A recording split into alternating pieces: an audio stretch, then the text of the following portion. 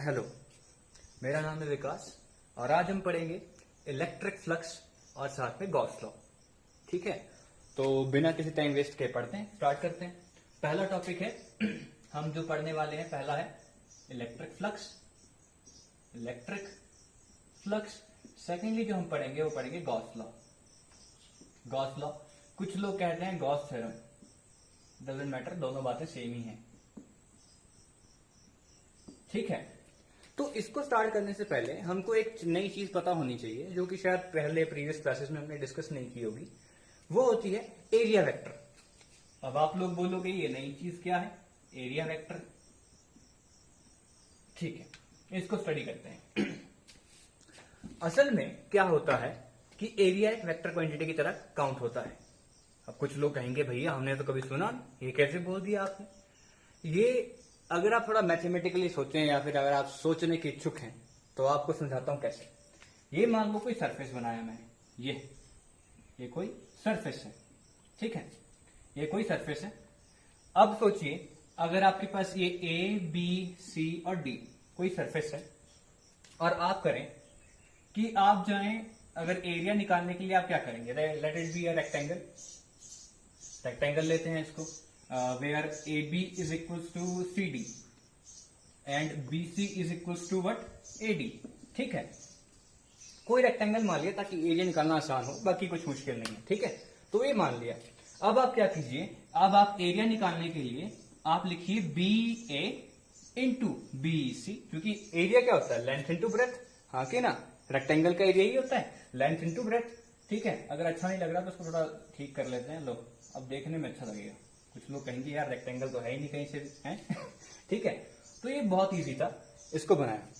तो अगर आप सोचें कि भैया अगर आपने बोला है B2A, मैं ले आता हूं B2A, ये वेक्टर भी तो है, हाँ कि ना।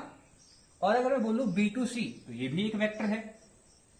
अगर आपने 11th में थोड़ा सोचा हो, जब भी आपने टॉर्क पढ़ा हो या फिर आपने पढ़ा हो क्या बोलते हैं उसको, कोई भी वेक्टर क्वांटिटी पढ़ी हो जिसमें साइन थीटा लगता था या कुछ भी ऐसा, ध्यान अगर थोड़ा सा दिया हो, तो अगर मैं इसको रूल से रिलेट करूं, ठीक है, जो क्या होता है क्रॉस प्रोडक्ट रूल होता है।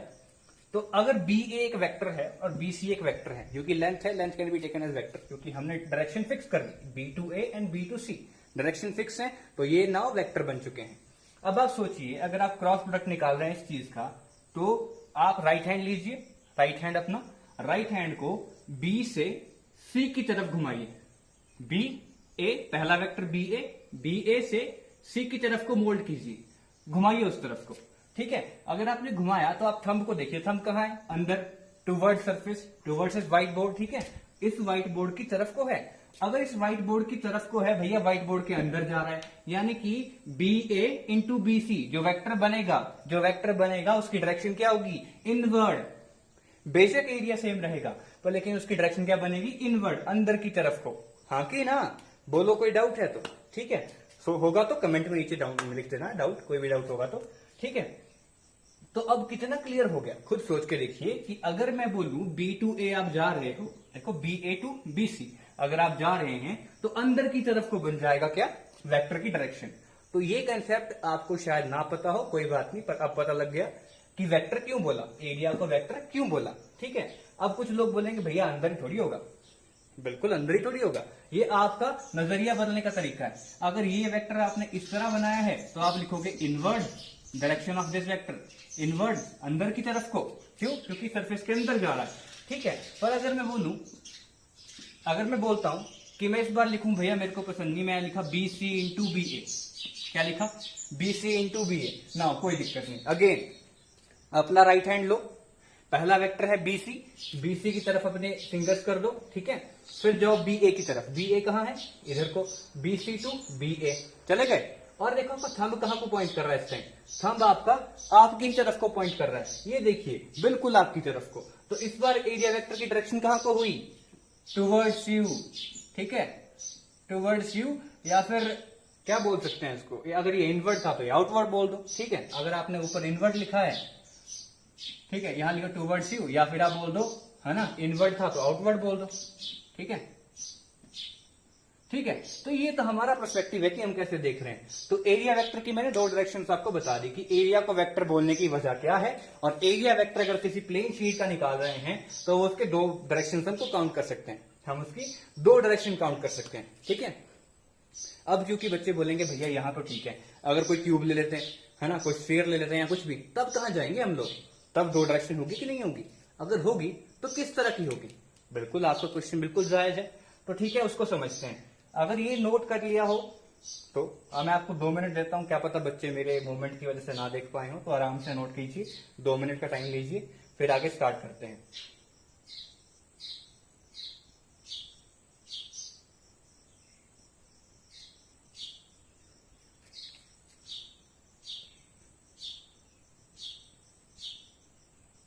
ओके डन, मेरे ख्याल आप वीडियो पॉज भी कर लेंगे इसके बाद तो, ठीक है। ओके, अब अगर आप कोई क्यूब ले लें या कोई क्लोज सरफेस ले लें, बिल्कुल बंद है जो, तब उस टाइम आप कहां जाएंगे, यानी कि आप क्या बोलेंगे कि किस तरफ वेक्टर है। ठीक है, अब क्लोज सरफेस की बात करते हैं। Let it be a cube, ये लिखिए, कोई क्यूब ले लेते हैं या क्यूबॉइड, जो भी आपको पसंद आए। ठीक है, ये लीजिए कोई क्यूब, मैं बना रहा हूं, थोड़ा गंदा भी बन सकता है, ठीक है, मेरी ड्राइंग इतनी अच्छी नहीं है, पर चलो आई ट्राई। ठीक है, थोड़ा देखने में लग रहा है क्यूब जैसा, है ना, लग रहा है, बोल सकते हैं क्यूब, हाँ बोल सकते हैं, लग रहा है। ठीक है, अब आप देखिए इसके कितने सरफेस हैं, टोटल नंबर ऑफ सरफेस क्या है, सरफेसेस कितने होते हैं भैया क्यूब में, आप खुद काउंट कर सकते हैं, 6, ऊपर नीचे इधर इधर और आगे पीछे, कितने हुए, 6 सरफेस। ठीक है, अब हर सरफेस का अपना अपना क्या होगा, एरिया वेक्टर, हाँ कि ना, खुद सोचो, हर एक का अपना अपना एरिया वेक्टर होगा। बिल्कुल, मैं नॉमेनक्लेचर करूं ABCD करके, लेंथी हो जाएगा, छोड़ो परे, हमारा काम का टॉपिक नहीं है। ठीक है, तो 6 सरफेस हुए। अब देखिए एरिया वेक्टर कहां होगा, ध्यान रखें, ऐसे किसी सरफेस में, जो ऐसे किसी बॉडी में जिसमें क्लोज सरफेस बन रहे हैं, सारे के सारे बंद हो रही बॉडी, ठीक है, क्लोज्ड बॉडी है, तो सरफेस का मैं बोलूं एरिया वेक्टर की डायरेक्शन क्या होगी, एरिया वेक्टर कहां होगा, डायरेक्टेड आउटवर्ड्स, ठीक है, फ्रॉम बॉडी, यानी कि बॉडी के आउटवर्ड होगा, बॉडी के आउटवर्ड होगा। अगर मैं आपको इस सरफेस की बात करूं, ये जो इस तरफ इसको नाम देते हैं ABCD, तो इसका एरिया वेक्टर कहां होगा, यहां से बाहर की तरफ। ठीक है, अगर मैं ऊपर वाले की बात करूं तो कहां होगा, ऊपर की तरफ। अगर मैं नीचे वाले की बात करूं तो कहां होगा, नीचे की तरफ। और पीछे वाले की बात करते हैं तो पीछे की तरफ को, सामने वाला सामने को, और वहां वाला परे की तरफ को। ठीक है, कोई मुश्किल होगी तो बताइए, और अगेन मैं बोलूंगा कमेंट कर देना भाई यार, मैं बता दूंगा। ठीक है, कोई भी इश्यू हो तो बस बता देना। तो ये था सारा का सारा कंसेप्ट किसका, एरिया वेक्टर का। तो देखो बहुत इजी था, कुछ भी नहीं था, बस आपको अपनी फ्रेम चेंज करनी थी और ये सोचना था कि असल में लेंथ को हम वेक्टर भी तो कहते हैं, हाँ कि ना, हमारा डिपेंड करता है हम किस तरफ से देख रहे हैं। ठीक है, कोई इशू नहीं, बहुत इजी था, कुछ दिक्कत नहीं। अब चलते हैं इलेक्ट्रिक फ्लक्स के ऊपर। ये टॉपिक मैंने क्यों समझाया, क्योंकि इलेक्ट्रिक फ्लक्स में भैया यही काम आने वाला है। तो सोच लो, बहुत आसान सी चीज थी। ठीक है, दिया मैंने मिटा। ठीक है, जब कभी लगे कि गंदा है तो वीडियो पॉज करो और देख लो। ठीक है, अगर मैं बीच में ज्यादा आ रहा हूं तो। ठीक है, ओके, अब बात करते हैं किसकी, इलेक्ट्रिक फ्लक्स की। कौन सा, जो हमारा मेजर टॉपिक था वो है इलेक्ट्रिक फ्लक्स। कौन सा, इलेक्ट्रिक फ्लक्स, इलेक्ट्रिक फ्लक्स। देखो इसको रिप्रेजेंट करते हैं फाई से। ठीक है, अब कुछ लोग बोलेंगे भैया मेरा फाई टेढ़ा आपका फाई सीधा, कुछ नहीं है, सिंपल सी बात है, ऐसे को बनाओ उस पर कट मार दो। ठीक है, ये बन गया फाई, क्या पढ़ते हैं इसको, फाई। ठीक है, तो अब होता क्या इलेक्ट्रिक फ्लक्स। अब मैं आपको बोलता हूं कि अगर आप एक अजीब सा सरफेस ले लो, कोई बहुत अजीब, जितना अजीब आप सोच सकते हो उतना अजीब सरफेस ले लो। ठीक है, क्योंकि इसका एरिया निकालना मुश्किल, हाँ बिल्कुल बिल्कुल मुश्किल है। ठीक है, और मैं कह रहा हूं कि यहां से लेके चलते हैं इलेक्ट्रिक फील्ड, क्या लेंगे, इलेक्ट्रिक फील्ड, जो इससे क्या हो रही है, पास हो रही है। क्या हो रही है, इससे इलेक्ट्रिक फील्ड पास हो रही है। अब आपके मन में ये क्वेश्चन जरूर आएगा, भैया स्ट्रेट लाइन क्या बना रहे हैं आप। ठीक है, तो अगर आप थोड़ा ध्यान दें तो थोड़ा सा पीछे, इससे एक सेक्शन पीछे आपने पढ़ा था कि इलेक्ट्रिक फील्ड की प्रॉपर्टीज में कि इलेक्ट्रिक फील्ड लाइंस होती हैं, जो इलेक्ट्रिक फील्ड कैसे रहता है, इन फॉर्म ऑफ लाइंस, और ये हमने एज्यूम किया है। ठीक है, इन टर्म्स ऑफ लाइंस रहता है। ठीक है, अब लोग कुछ लोग बोलेंगे ऐसे कैसे फेंक रहे हो यार बातें हर कहीं। ठीक है, तो अगर आप थोड़ा कोरिलेट करेंगे तो इलेक्ट्रिक फील्ड की वैल्यू थी E = F/Q0। ठीक है। और ध्यान रहे फोर्स जो है वो कैसे एक्ट करती है, एक लाइन के अलोंग, इसीलिए हमने अज्यूम करा था कि जो इलेक्ट्रिक फील्ड होती है वो किसमें एग्जिस्ट करेगी, in the form of lines. ठीक है, तो ऐसी अजम्पशन का मैं एक लॉजिकल रीजन दे रहा हूँ, क्या पता साइंटिस्ट ने कुछ और सोचा हो, पर हाँ फिलहाल हम इतना सोच सकते हैं कि कैसे रिलेट करें इसको आपस में। ठीक है, कोई इश्यू तो बताओ। ठीक है, अगेन कमेंट करना ऐसे नहीं, ठीक है। ओके, अब चलते हैं कि इलेक्ट्रिक फील्ड लाइंस जो है ऐसे पास हो रही है यहाँ से, इस सरफेस से हमने इलेक्ट्रिक फील्ड अप्लाई कर रखी है और ये इधर को क्रॉस हो रही है। अगेन इलेक्ट्रिक फील्ड में भी यूनिफॉर्म एंड नॉन यूनिफॉर्म कैसी भी हो सकती है, मैं लेके चल रहा हूँ यूनिफॉर्म इलेक्ट्रिक फील्ड। कौन सी वाली? यूनिफॉर्म इलेक्ट्रिक फील्ड, ये ले लो। ठीक है, ये चलिए यूनिफॉर्म इलेक्ट्रिक फील्ड। अब आपके मन में क्वेश्चन आएगा, भैया यहाँ सरफेस तो कुछ है ही नहीं, बड़ा अजीब सा है। ठीक है, तो इसी के लिए हमने डेरिवेटिव और इंटीग्रेशन का फंडा थोड़ा सा पढ़ना है, इस साल 12th है क्योंकि इसमें ही आता है। ठीक है, जब सरफेस हमारे पास अननोन है या चीज कोई अननोन तरीके से होती है जो किसी यूनिफॉर्मिटी को फॉलो नहीं कर रही, तो आप क्या करते हैं, वहां पे एक स्मॉल एरिया अज्यूम कर लेंगे या फिर स्मॉल चीज को अज्यूम कर लेते हैं। डेरिवेटिव में बहुत अच्छे से समझोगे। ठीक है, डेरिवेटिव में बहुत अच्छे से समझ जाओगे। डेरिवेटिव बहुत आसान से समझाए थे आपको, अगर आपके टीचर आप कहीं पढ़ रहे हैं तो ठीक है, अगर नहीं पढ़ रहे तो मैं कोशिश करूंगा मैं भी बता दूं। ठीक है, तो हम क्या करते हैं, स्मॉल एरिया ले लेते हैं। स्मॉल एरिया मतलब हम मानते हैं कि इस एरिया का, इस जगह का एरिया हमको पता है, ऐसा समझ लीजिए, डीएस ले लेते हैं, एक यूनिट ले लेते हैं। ठीक है, और मैं उसको नाम देता हूं डीएस। अब देखो बेटा, क्योंकि सरफेस मैंने क्या बोलता, कैसा होता है, परपेंडिकुलरली बाहर निकल रहा है, हाँ कि ना। ठीक है, एरिया वेक्टर कैसे निकलता है, परपेंडिकुलरली बाहर। तो ये निकाला मैंने परपेंडिकुलर बाहर, इस सरफेस के हिसाब से परपेंडिकुलर साइड यहां को बने। ठीक है, ये रखा नाम डीएस। क्या नाम देते हैं इसको? DS, DS surface.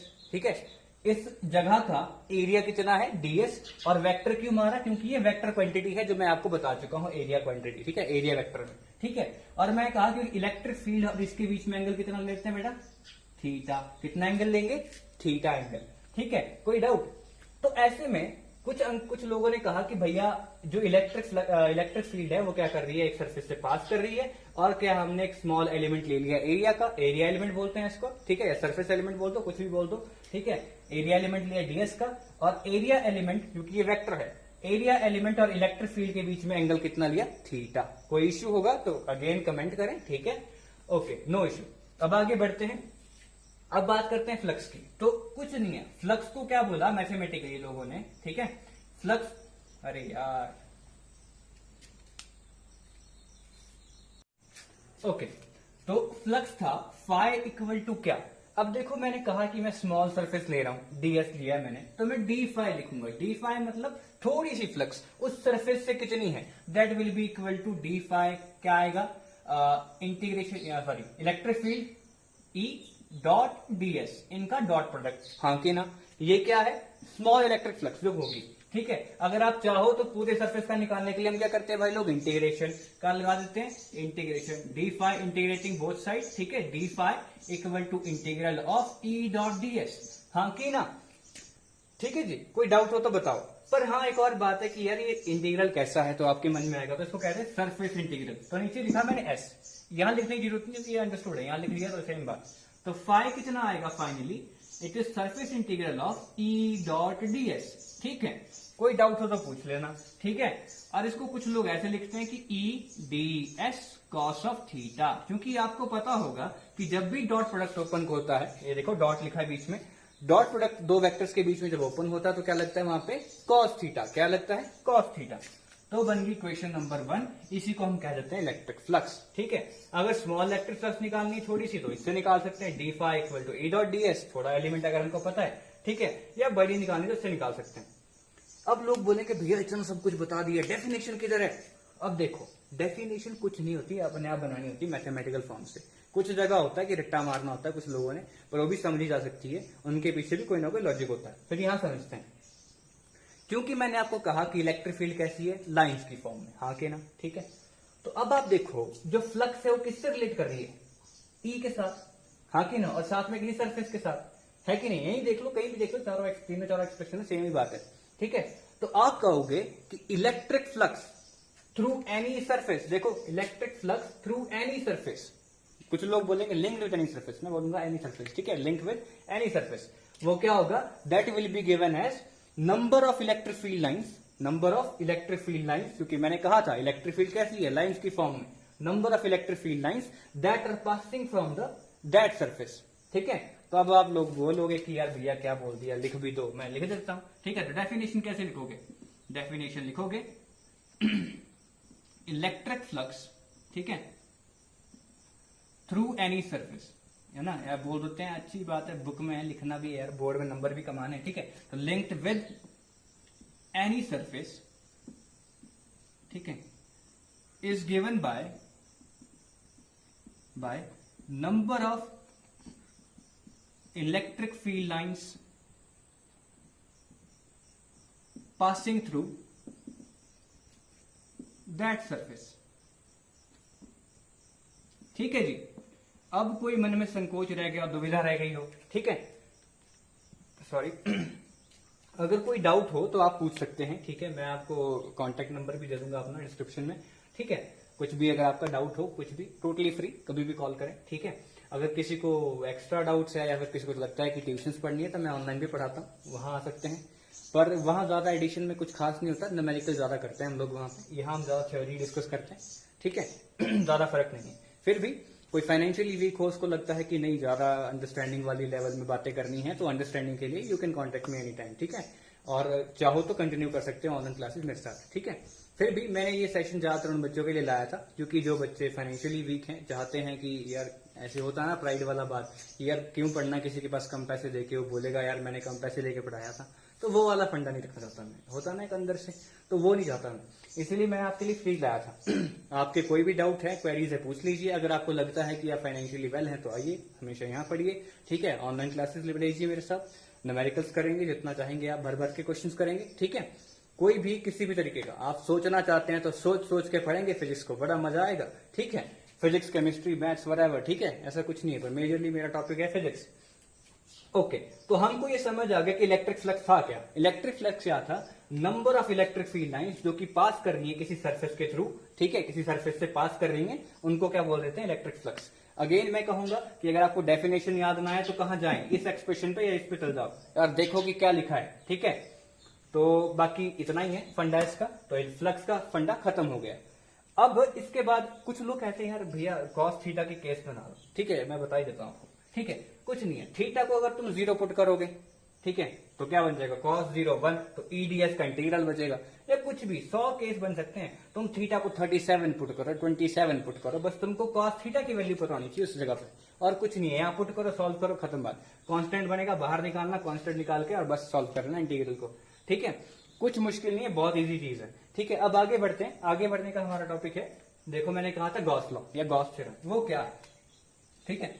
मुझे काफी बच्चों का क्वेश्चन आया था कि भैया गॉस थ्योरम नहीं लगती पता, कुछ समझ नहीं आता इसके बारे में, और बिकॉज लॉकडाउन है तो हम आपके पास आ नहीं सकते, ठीक है। अब ऑनलाइन क्लासेस के लिए उनके पास रिसोर्सेज नहीं थे, बोले थे यार भैया हमारे पास रिसोर्सेज नहीं है, कैसे करेंगे, फोन अच्छा नहीं है, फोन में तो बस कॉल ही होती है कभी कभी, है ना। तो अगर ऐसा भी कुछ है तो कॉल ही होती है, घर का किसी का फोन लेना, 10 मिनट वीडियो देखने की, 10-15 मिनट की वीडियो होगी ज्यादा, ठीक है। अब बात करते हैं किसकी, गॉस थ्योरम की। गॉस थ्योरम या गॉस लॉ क्या है, इसको देखते हैं, स्टडी करते हैं, ठीक है। सेकंड मैंने कहा था गॉस लॉ या गॉस थ्योरम, ठीक है, some people call the theorem. तो कुछ नहीं, बहुत ही इजी चीज है, सबसे ज्यादा इजी चीज मेरे को ये लगती है, ठीक है। इसने कहा, गॉस अंकल ने, कि भैया जो इलेक्ट्रिक फ्लक्स होगी किसी भी चार्ज की वजह से, क्या होगी, इलेक्ट्रिक फ्लक्स किसी भी चार्ज की वजह से, चाहे वो चार्ज एक पॉइंट चार्ज है, चाहे वो चार्ज एक रॉड है, ठीक है, चाहे वो चार्ज एक सरफेस है, ठीक है, मतलब एक सरफेस के ऊपर चार्ज रखा है या रॉड पे ऊपर चार्ज रखा है, इन्फिनिटली रॉड पे, ठीक है, या कोई स्फीयर है, किसी भी टाइप की बॉडी है, किसी भी टाइप की बॉडी है, और उसके ऊपर उसकी वजह से हम क्या निकालना चाहते हैं, इलेक्ट्रिक फ्लक्स। तो उन्होंने एक बेसिक सा आइडिया दिया, बहुत सिंपल सा तरीका बताया, बड़ा प्यारा तरीका है। देखो उन्होंने बोला कि भैया अगर आपके पास कोई चार्ज है, मैं पहले पॉइंट चार्ज डिस्कस करूंगा, कोई पॉइंट चार्ज है Q नॉट या Q रख लेते हैं, पॉजिटिव Q, इसकी वजह से कितनी इलेक्ट्रिक फ्लक्स आएगी। तो उन अंकल ने कहा कि भैया आपको क्या करना है, जो फ्लक्स है वो होगी Q बाय एप्सिलॉन नॉट। अब कुछ लोग बोलेंगे भैया उन्होंने कुछ सरफेस का भी तो कहा था, हाँ उन्होंने कहा था कि इलेक्ट्रिक फ्लक्स किसी भी क्लोज्ड सरफेस में, किसमें, electric flux due to a point charge और एनी काइंड ऑफ चार्ज, ठीक है, ऑन जो कि किसी क्लोज सरफेस में कैद किया करके रखा है हमने, या रखा है किसी के अंदर, उसकी वजह से जो इलेक्ट्रिक फ्लक्स आएगी वो कितनी होगी, उस चार्ज की कितनी वैल्यू है, मैग्नीट्यूड कितना है, divide by epsilon not. Epsilon not क्या है कि किस मीडियम में रखा है यार, बड़ी सिंपल सी बात है, ठीक है, किस टाइप के मीडियम में रखा है, इसीलिए मैटर करता है। और ये ई नॉट एप्सिलॉन नॉट का मतलब, मेरे कहने का मतलब था कि हमने फ्री स्पेस में रखा है अभी, और कुछ नहीं है, डेफिनेशन में बातें भी लिखी होगी, ठीक है। तो मैंने कहा कि जो इलेक्ट्रिक फ्लक्स आएगी वो कितनी होगी, phi equal to q epsilon naught. तुमको सिंपल सी बात याद रखनी है। अब तुमको डेफिनेशन चाहिए तो सुनो, लोगों ने कहा कि डेफिनेशन है, तो गॉस अंकल ने प्रॉपर डेफिनेशन कि इलेक्ट्रिक फ्लक्स है ना, related to any close surface, ठीक है, ड्यू टू अ चार्ज, ठीक है, placed in free space is given as Q times the epsilon 1 by epsilon times the net charge enclosed by the closed surface, ठीक है, enclosed by closed surface। अब यार हर बात थोड़ी ले सकते हैं क्लोज सरफेस, कहां से लाएंगे, है ना। तो गॉस अंकल थे चालू, उन्होंने किया गेम, उन्होंने बोला मान लो, ठीक है, ऐसे भी तो मान रहे हैं। तो ये जो मैंने डॉटेड दिखाया ये कौन सा है, गॉसियन सरफेस। क्या बोलते हैं इसको, GAUSSIAN, गॉसियन सरफेस, ठीक है। ये गॉसियन सरफेस क्या होता है, इमेजिनरी सरफेस। क्या होता है, इमेजिनरी, यहां था नहीं, हमने मान लिया इमेजिनरी सरफेस, हाँ यहां था नहीं, ये बिल्कुल भी नहीं, हमने माना है इसको कि ये है। और ये अभी जो मैंने बनाया है ये कौन सा सरफेस है, स्फेरिकल। ये कौन सी शेप है, स्फेरिकल है, ठीक है। डिपेंडिंग अपॉन कि किस टाइप का चार्ज है, यानी कि किस बॉडी पे चार्ज रखा है, कभी वायर पे रखेंगे, कभी रखेंगे किसी सरफेस के ऊपर, तो उसके बेसिस पे हम एज्यूम करते हैं कि क्या हमको गॉसियन सरफेस मानना है, ठीक है। फिलहाल हमारा काम था एक पॉइंट चार्ज के लिए एक मानना होता है स्फीयर, ठीक है। कोई डाउट होगा again you can ask any time, ठीक है। तो ये हुई गॉस थ्योरम की डेफिनेशन। अगर चाहते हो मैं लिखूं तो ठीक है, बाकी यार बुक होगी आपके पास, बुक नहीं होगी तो गूगल करना यार, थोड़ा मोटा छोटा मोटा फोन तो होगा ही, ठीक है। जियो का छोटा सा फोन आता है, ओपिन दूसरा, उसमें भी होता है गूगल, ठीक है, कर लेना वहां से। बहुत इजी डेफिनेशन है, वैसे मैंने बता भी दी है, फिर भी किसी को लगता है क्लैरिटी नहीं है तो वहां जाके देखें, ठीक है, नो इश्यू। अगर चाहते हो कि मैं बताऊं तो चलो लिखा ही देता हूं यार, ठीक है। लिख ही लो, डेफिनेशन भी काम ही आएगी। चलो देखो डेफिनेशन भी लिख ही लेते हैं। क्या बोली, अकॉर्डिंग टू गॉस थ्योरम, चलो छोड़ो इतनी बातें कौन लिखता है यार, ठीक है। it states that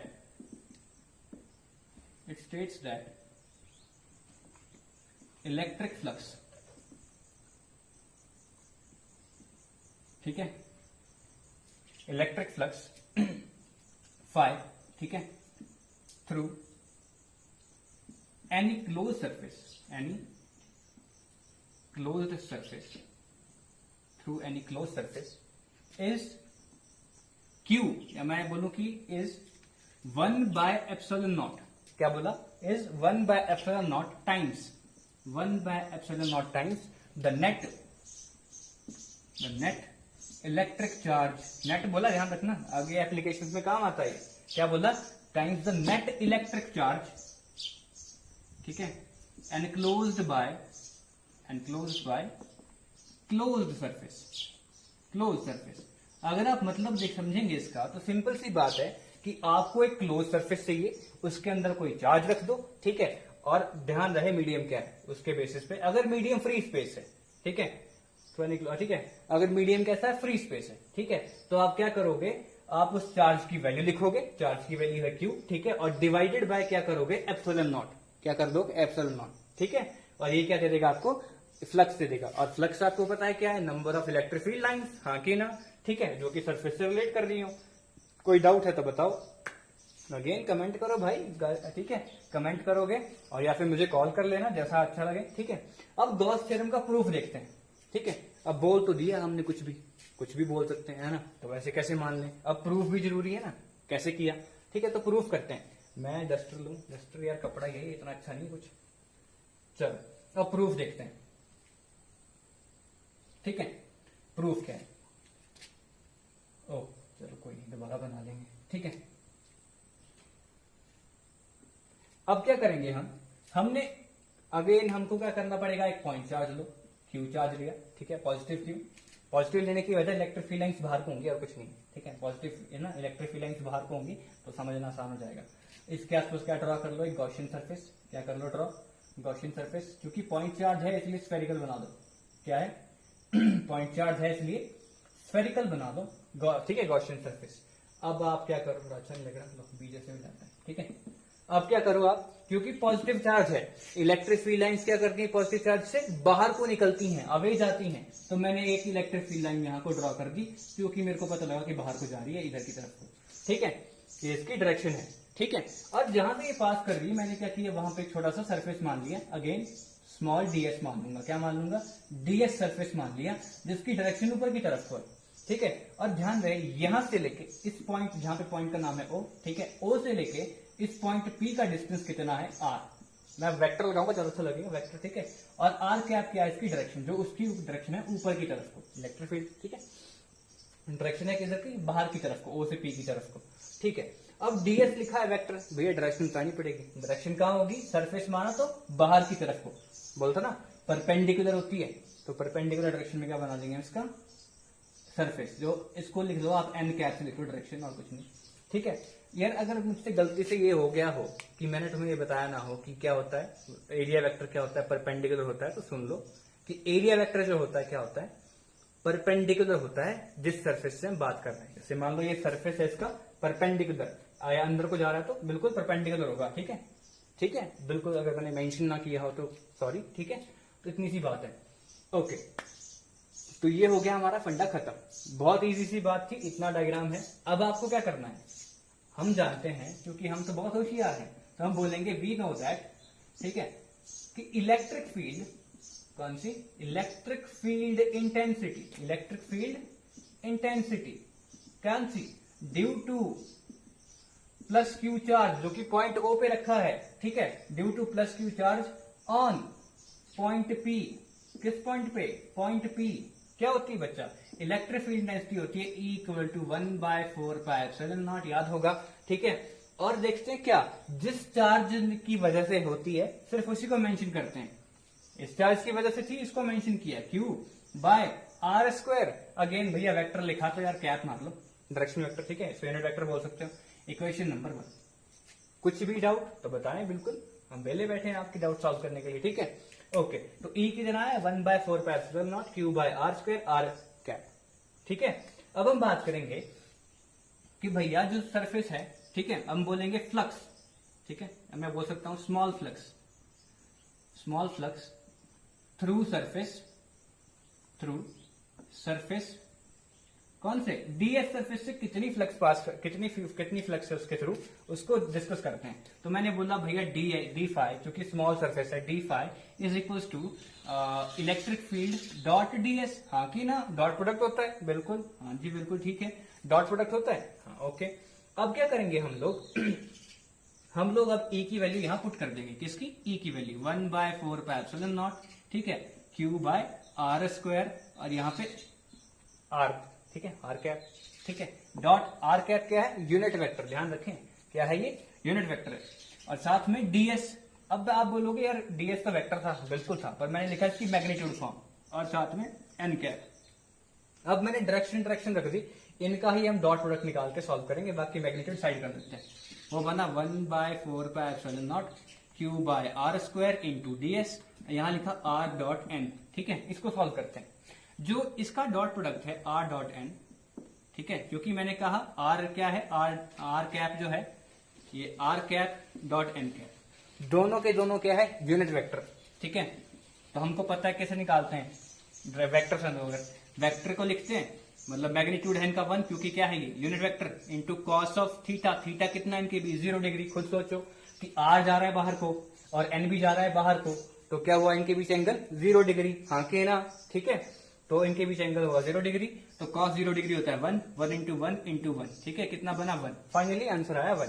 तो इसको भूल जाने में भलाई है, इक्वेशन नंबर 2 नाम दो, तो हम क्या बोलेंगे, अच्छा नहीं लग रहा, इक्वेशन नंबर 2 नाम दो, तो 2 बिकम्स, 2 क्या बन जाएगी बच्चा, ठीक है, 2 क्या बन जाएगी कि डी फाई इक्वल टू 1/4πε0, यहाँ पे Q/r² इंटू ds, क्योंकि ये तो वैल्यू 1 हो गई। हाँ के ना, ठीक है। अब ये आई क्या है, ये जो हमने निकाला ये क्या है, इक्वेशन नंबर 3, ये असल में नेट इलेक्ट्रिक फ्लक्स है जो ds सरफेस से पास कर रही है। ठीक है, फ्लक्स अगेन बोलो number of electric field lines, तो उसकी वैल्यू हम निकाल चुके हैं। ओके, अब बात करेंगे कि टोटल फ्लक्स कितनी होगी, तो आपके लिए थोड़ा साइड हट रहा हूं मैं, इसको नोट करो। 2-3 सेकंड के लिए, ताकि वीडियो पॉज करके देख सको। अब नोट कर लो। ओके, अब करते हैं थोड़ा, इसको इरेज कर देता हूं, इसको इरेज कर दूं, इरेज कर देना, चलो इरेज कर ही देते हैं, ठीक है। पॉज कर लेना यार, ठीक है, थोड़ी जगह नहीं मेरे पास इतनी अच्छी है, तो इरेज कर लेना, ठीक है, फिर देख लेना। मैं ये लास्ट इक्वेशन छोड़ रहा हूँ, इक्वेशन नंबर 3, बाकी मैं इरेज कर रहा हूँ, ठीक है। ओके, ये मैंने कर दिया इरेज, इक्वेशन नंबर 3 को रख दिया वैसे का वैसा, ठीक है। अब क्योंकि आपके पास इक्वेशन नंबर 3 क्या आई थी, ये स्मॉल फ्लक्स थी, अब मैं कहूंगा टोटल फ्लक्स। क्या निकालेंगे? Total flux. इसको रिलेट मत करना, ये पीछे वाला था, ठीक है। क्या? Total flux. वो क्या आएगी? इंटीग्रल ऑफ डी फाई, ठीक है, इसको लोग फाई लिख देंगे एक बारी में, मैं क्या करूंगा? इंटीग्रल, ठीक है। अब हम इसका करेंगे इंटीग्रल। तो इंटीग्रल कैसा था मैंने आपको बताया था, कौन सा? सरफेस इंटीग्रल, ठीक है। मैं लिख रहा हूं सरफेस इंटीग्रल, यहां एक गोला मार रहा हूं। गोले मारने का मतलब क्या है कि क्लोज्ड सरफेस में, ठीक है, इस गोले का मतलब है क्लोज सरफेस इंटीग्रल कर रहे हैं। मिसाल कौन सा कर रहे हैं? क्लोज्ड सरफेस इंटीग्रल, ठीक है, वो कर रहे हैं। अब क्या बनेगा? क्लोज सरफेस है ना भाई, क्लोज सरफेस है, तो क्या बनेगा? ई, जो नीचे बचा था, ई की वैल्यू क्या था? 1/4πε0 Q/r², और यहाँ पे बाकी कुछ है ds, बिल्कुल, ठीक है। अब आप खुद सोचो कि इनमें से कोई भी वेरिएबल नहीं है, चार्ज फिक्स है, गॉसियन सरफेस का हमने जो एज्यूम कर रखा है एक बार रेडियस वो फिक्स है, ठीक है, ये सब वैल्यूज फिक्स। बदला क्या? ds स्मॉल है, पूरे का तो कुछ और ही होगा, हाँ कि ना, ठीक है। तो हम बाकी सारी कांस्टेंट आइटम्स को निकाल रहे हैं बाहर, 1/4πε0 Q/r², ठीक है, ये है फ्लक्स, ठीक है, लेफ्ट साइड में फ्लक्स लिखते रहना। और क्या बनेगी? Integral, surface integral of ds। अब थोड़ा सा दिमाग लगाने वाली बात है, ठीक है, क्योंकि इंटीग्रेशन में क्या है, हमको टोटल एरिया निकालना पड़ेगा। इसके बाद जिस जगह का ds एलिमेंट है, ठीक है, जिस बॉडी का ds एलिमेंट है, उसका टोटल सरफेस एरिया चाहिए पड़ेगा हमको। क्या चाहिए पड़ेगा? टोटल सरफेस एरिया, ठीक है। तो टोटल सरफेस एरिया क्या आएगा? एक स्फीयर का, ठीक है, बचपन में पढ़ा था कि 4π इंटू रेडियस स्क्वायर, हाँ कि ना। तो मैं आपको साइड में लिख देता हूं कि जो इंटीग्रल ऑफ ds आएगा, ठीक है, क्लोज इंटीग्रल, ठीक है, सरफेस इंटीग्रल, वो क्या बनेगा अपने पास? 4π, क्योंकि यहां रेडियस क्या है स्फीयर की? r, तो r का स्क्वायर, हाँ कि ना, ठीक है। तो ये बन गया, और इस चीज को मैं यहाँ यूज कर लूंगा, ठीक है। इसको नाम देना तो लो, अच्छे से कर लो, इसको 4 नाम दे दो और इसको 5 नाम दे दो, बोलोगे 5 in 1, ठीक है, या तुम डायरेक्टली 5 in 4 बोल दो, या तुम लोग अगर थोड़े ठीक हो, जल्दी समझने वाले हो तो कोई इशू नहीं आपको। अगर आपको लगता है कि छोटे में काम बन जाएगा तो डायरेक्टली पुट कर देना, ठीक है। मैं क्या कहूंगा इसको? सरफेस एरिया ऑफ स्फीयर, ठीक है, क्योंकि मैं फिर कहूं कि ये जो बॉडी हमने मानी है क्लोज्ड बॉडी, ये क्या है? स्फीयर है, ठीक है। ओके, तो अपने पास जो फ्लक्स बनी वो क्या आएगी? Flux equal to 1/4πε0 into Q/r²। ds का इंटीग्रल हमने क्या निकाला? 4πr², हाँ कि ना। अब आप देखो, थोड़े होशियार बनते हैं, 4π से 4π कैंसिल, हाँ कि ना, वेरी गुड, बड़ा आसान था। अब r² से r² कैंसिल, ये भी कैंसिल। अब क्या बचा? देखो Q/ε0, ये बना फ्लक्स। तो देखो कितने होशियार हो तुम लोग, तुमने डिराइव कर दिया, ठीक है। इक्वेशन नंबर इसको नाम दे दो, ठीक है, 5 दे दो, फिलहाल मैंने मेंशन नहीं किया तो मैं 5 दे देता हूं, आप अपने हिसाब से देख लेना, ठीक है, आपने जो मेंशन किए इक्वेशंस, ठीक है। तो क्या बन गया कि net flux equal to Q/ε0। तो सोचो कितनी जल्दी हमने सॉल्व कर दिया, बड़ा प्यारा सा एक्सप्रेशन है ना। तो प्रूफ भी मुश्किल नहीं है, सिर्फ आपको कुछ नई चीज पता लगी, वो क्या था कि क्लोज्ड इंटीग्रल, ठीक है, किसका? एस फॉर सरफेस का। इतनी सी बात थोड़ी नहीं थी, बाकी कुछ नया नहीं था, बेसिक मैथमेटिक्स है ये, ठीक है, कुछ भी मुश्किल नहीं है, बहुत आसान है +2, ठीक है। तो आप लोग डरो नहीं, अगर घर पे हो सकता है कैसा लग रहा हो कि नहीं हो पा रहा, आप बस मुझे नीचे मेंशन करते रहा करो कमेंट्स में, ठीक है, नीचे, कि आपको किस टॉपिक पे वीडियो चाहिए, ठीक है। मैं ऐसे ही एक्सप्लेन करूंगा, अगर मेरी एक्सप्लेनेशन में कुछ कमी लग रही है तो मुझे बताएं, क्योंकि बिल्कुल इंप्रूवमेंट सबको करनी पड़ती है, मैं भी करूंगा। आप बोलो कि क्या चाहिए, मैं वो इंप्रूवमेंट करके दे दूंगा, ठीक है। तो ये हुआ फ्लक्स की कहानी खत्म, हमारे पास गॉस लॉ की डेरिवेशन आ गई, ठीक है। बाकी इसकी एप्लीकेशंस होती हैं आगे, पर मुझे लग रहा है वीडियो बहुत लेंथी हो जाएगी, फिलहाल इतना देखो। अगर आप लोगों का रिस्पांस ठीक रहा, अगर आप लोग कहते हैं कि और वीडियो चाहिए, तो बिल्कुल मैं और वीडियो बना दूंगा इसके आगे वाले टॉपिक की। हाँ, कोई भी टॉपिक यूनिट 1 का यूनिट 1 का फिलहाल। अगर कोई टॉपिक आपको मुश्किल लगता है मुझे कहो, मैं वीडियो बना के अपलोड कर दूंगा। ठीक है, तो डरना नहीं है। ऑल द बेस्ट आप सभी को। ठीक है, थैंक यू।